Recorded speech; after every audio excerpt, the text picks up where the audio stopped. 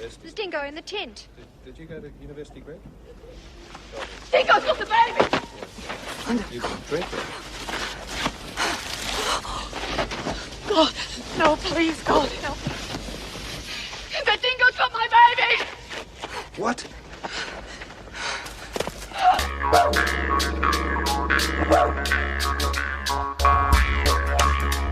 G'day guys and welcome to Aussie English. My objective here is to teach you guys the English spoken down under. So whether you want to speak like a fair dinkum Aussie, or you just want to understand what the flippin' hell we're on about when we're having a yarn, you've come to the right place. So sit back, grab a cuppa and enjoy Aussie English.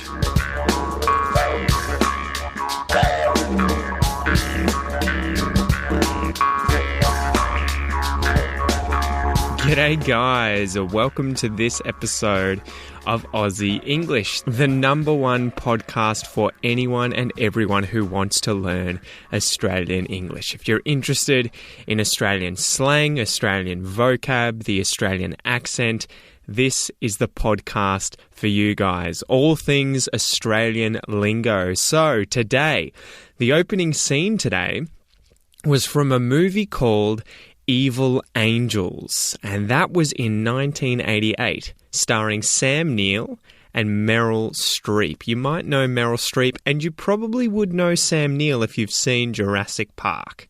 He's the main guy in Jurassic Park. Anyway, that line, "The dingo took my baby," or it's often misquoted as "the dingo ate my baby," is a line that you'll hear in Australian pop culture from time to time. And it's referring to this story that this movie is about that occurred in 1980 when baby Azaria went missing near Uluru. And this line got pretty famous when TV shows like Seinfeld and Frasier used it in some of their episodes. Tell my fiancé I'm looking for him. I have lost my fiancé, the poor baby. Maybe the dingo ate your baby.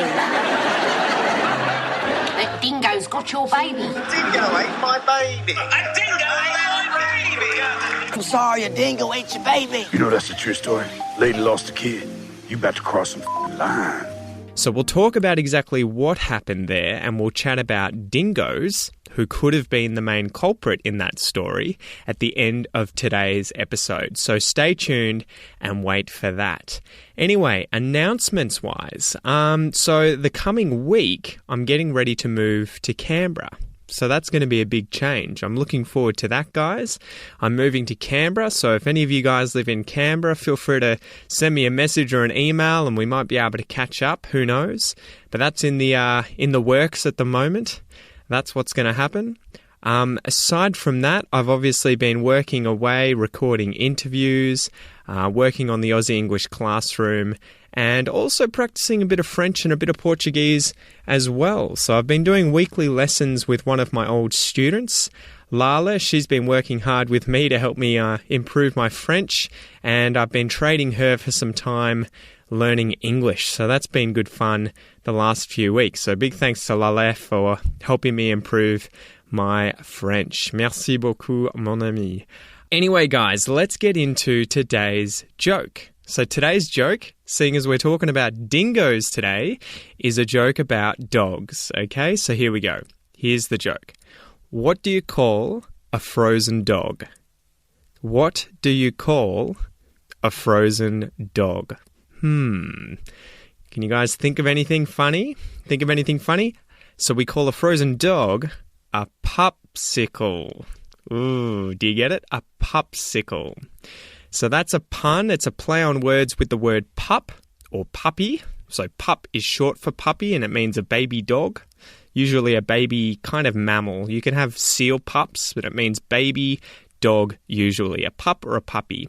It's a play on words with that and the word popsicle, which is a word that means an ice cream or flavoured water that's frozen to a wooden stick. So a popsicle.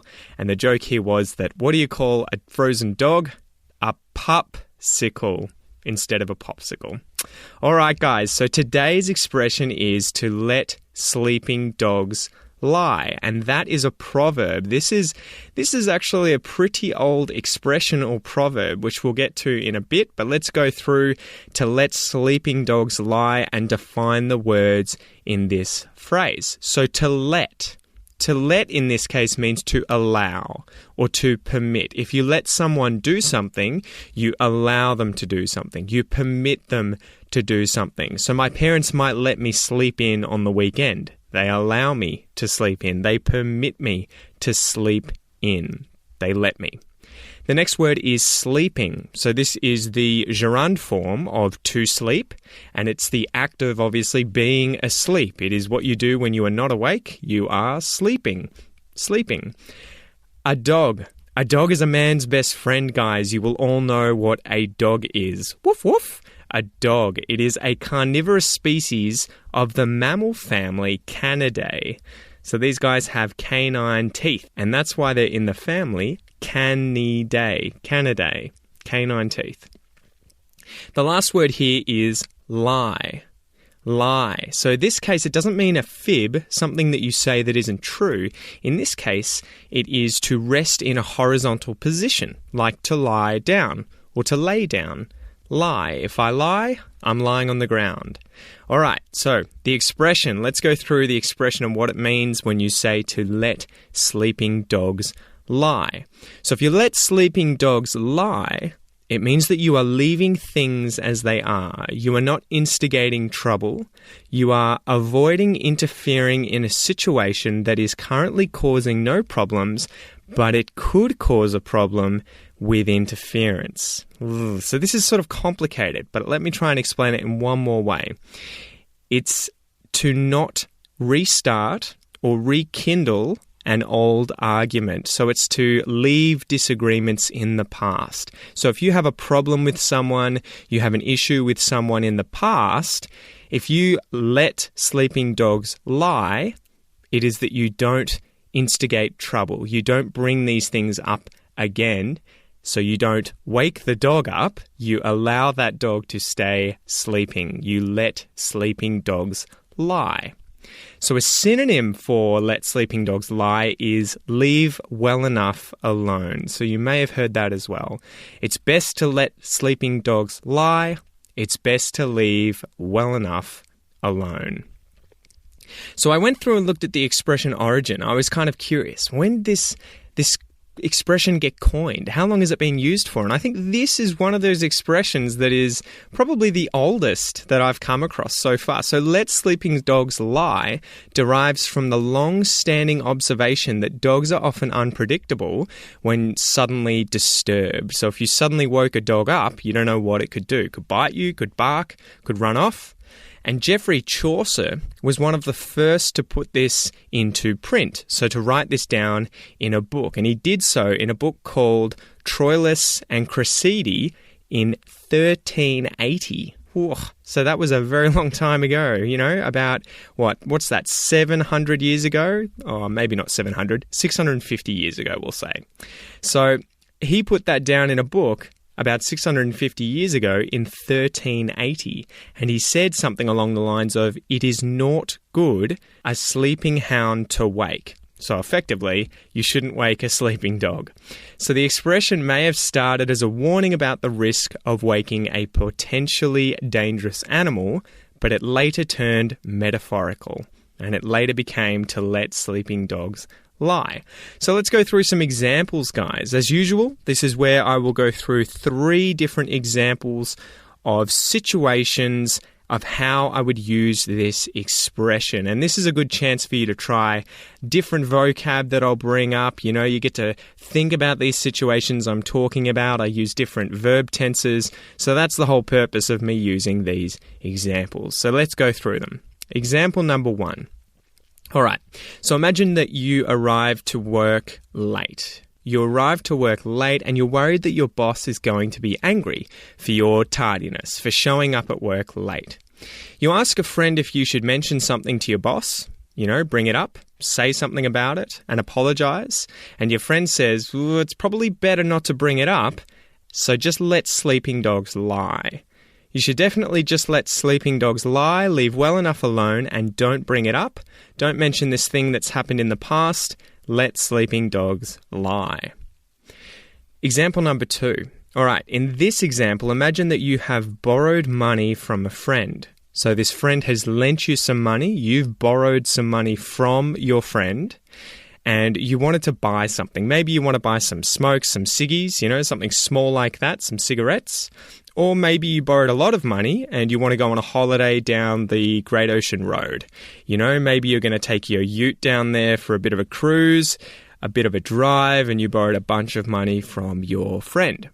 If you're thinking about asking them if they want you to pay them back now, maybe this week, and you ask a friend, should I do that? Should I ask if they want the money back now? Your friend might say, well, it's better to just let sleeping dogs lie. Don't bring it up just yet. Bring it up in the future. Let sleeping dogs lie. Example number 3 is imagine that your father and his sister, so your auntie, have a bit of a tumultuous relationship. So they fight quite a bit, they don't get along, and they do this at parties. And imagine that one day you're having lunch with your family and your auntie's there, your father's sister has come to this party, and she brings something up from their history, something like a disagreement, an argument, something someone did in order to start a fight, in order to instigate some kind of argument. You might say to her, why couldn't you just let sleeping dogs lie? Why couldn't you just let sleeping dogs lie? Why couldn't you leave well enough alone?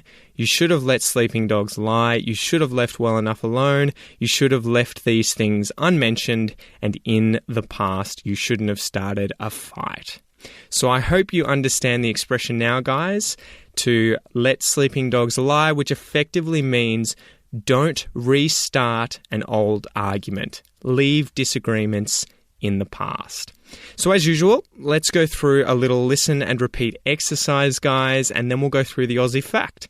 So this is your chance to practice your pronunciation, guys. Listen and repeat after me exactly as I do if you want an Aussie accent. Let's go. 2. To let. To let sleepin'. To let sleepin' dogs. To let sleepin' dogs lie. To let sleepin' dogs lie. To let sleepin' dogs lie. To let sleepin' dogs lie. To let sleepin' dogs lie. I shoulda let sleepin' dogs lie.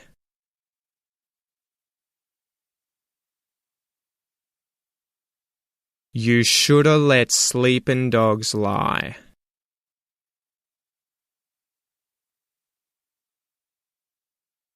He shoulda let sleepin' dogs lie.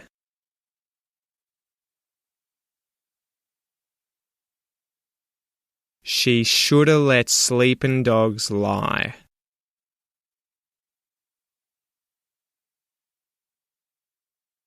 We shoulda let sleepin' dogs lie.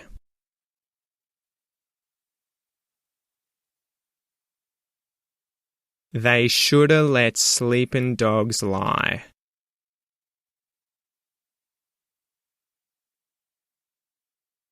It shoulda let sleepin' dogs lie.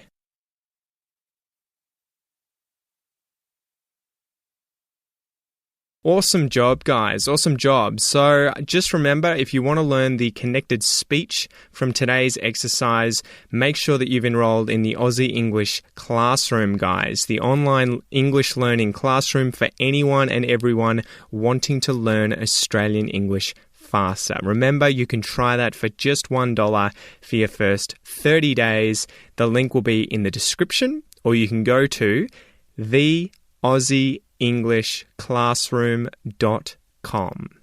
And we're going to talk about why I said sleepin' instead of sleeping, shoulda instead of should have, as well as a few other little tips and tricks in there to get you sounding more like an Australian. Anyway, guys, so let's get into the Aussie fact for today, and then let's finish up. So today I want to talk about dingoes and the history of dingoes in Australia. So dingoes are a native Australian dog, the only native dog in Australia, and the species name is Canis lupus dingo. So it's actually a subspecies of dog. These are the same species as your pet dog, but they are a subspecies. They're a medium-sized canine, a medium-sized dog, and they're about the same size as, say, a poodle, or a bit smaller than a Labrador. And they grow to about 13 to 24 kilograms and about 52 to 63 centimeters high when they're standing. They vary between sandy yellow and red ginger in colour, and they usually have white markings on their feet, on their tail tip, and on their chest. They're found throughout the mainland of Australia, but they are absent from Tasmania. Dingoes are also found in all kinds of habitat. They're found in alpine regions, woodlands, grasslands, deserts, and even tropical regions all across the mainland of Australia.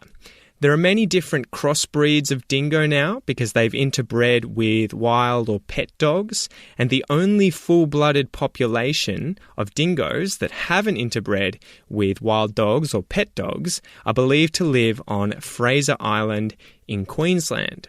So dingoes are active at dawn and dusk, so at sunrise and sunset, and this is the same time that their prey is active. And these guys prey mostly on wallabies and kangaroos, so the hopping macropods, the marsupials that hop in Australia.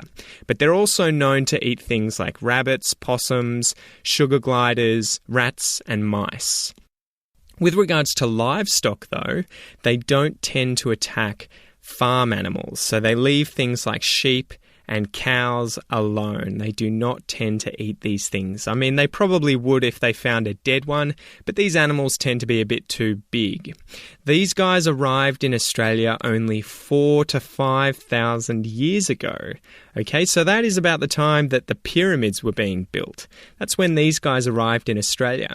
And to put that in context with when humans arrived here, humans arrived about 12 times that amount of time ago in the past. So humans arrived between 50 and 60,000 years ago. Dingoes arrived between 4,000 to 5,000 years ago. So originally it was thought that they were introduced by Indonesian seafarers, although more recent research has suggested that the dingo arrived in Australia with a migration of Indian people from India, about 4,300 years ago, which would make sense. Since dingoes arrived in Australia, they have been a big part of Indigenous culture, and they have acted as companions, physical and spiritual protectors, hunters, and a source of warmth around the campfire. So dingoes in Australia are pretty infamous too, because of what happened and the reason that this film that we mentioned at the start, Evil Angels, was made, because of what happened in the 80s in the Northern Territory. Okay, so that famous line, "The dingo took my baby," what is that based on?